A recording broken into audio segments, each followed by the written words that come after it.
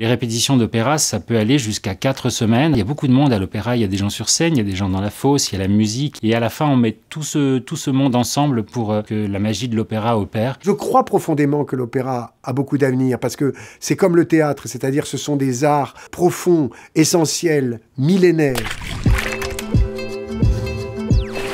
Bonjour, je suis Charles Berling, je suis acteur, metteur en scène et je suis aussi le directeur de la scène nationale Château-Vallon-Liberté de Toulon. Je m'appelle Jérôme Brunetière, je suis le directeur de l'Opéra de Toulon depuis le mois de septembre 2022. Alors il se passe que l'Opéra de Toulon est un bâtiment comme une vieille dame qui doit faire des travaux. Vraiment des travaux de restauration et rénovation de quasiment tout le bâtiment, les espaces publics et également tous les espaces de jeu. Et donc pendant quelques années, l'opéra va être hors les murs. Mais l'opéra va continuer à vivre, il va vivre dans toute la ville, il va vivre dans différents lieux. Et il va venir, au miracle, à la scène nationale Château-Vallon-Liberté. Nous en sommes très heureux.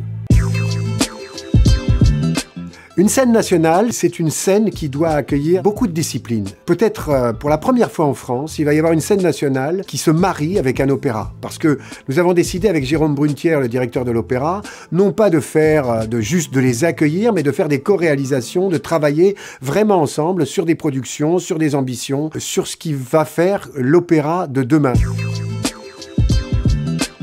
L'été dernier, on a ouvert avec le Requiem de Mozart et Bartabas et l'Académie équestre de Versailles, on a ouvert cette nouvelle ère de collaboration étroite, fertile et, je dirais presque amoureuse entre l'Opéra de Toulon et la scène nationale Château-Vallon-Liberté. Pendant la saison, aux Libertés, nous aurons 2 opéras, un opéra de Gluck, Orphée et Eurydice, un des opéras les plus célèbres du répertoire, et puis le Couronnement de Popée de Monteverdi, qui est vraiment à l'origine de l'opéra, puisque c'est un des tout premiers opéras écrits dans l'histoire il y a 4 siècles, et c'est une œuvre extraordinaire, une production très très belle. Dès l'été 2024, au mois de juillet, on reviendra à Château-Vallon avec un grand opéra, un opéra en 2 parties, Cavalleria Rusticana et Pagliacci. Et puis il y aura plein d'autres événements. On va participer au Midi du Liberté, on va participer à des afterworks à Château-Vallon. On a la chance à l'opéra d'avoir un chœur et un orchestre, d'avoir des musiciens professionnels qui sont avec nous toute l'année et qui sont très heureux de se lancer dans cette aventure et d'être présents dans des lieux nouveaux, à vos côtés, dans vos salles, auprès de votre public. C'est ces saisons de fermeture du bâtiment, mais qui ne sont pas du tout une fermeture de l'opéra.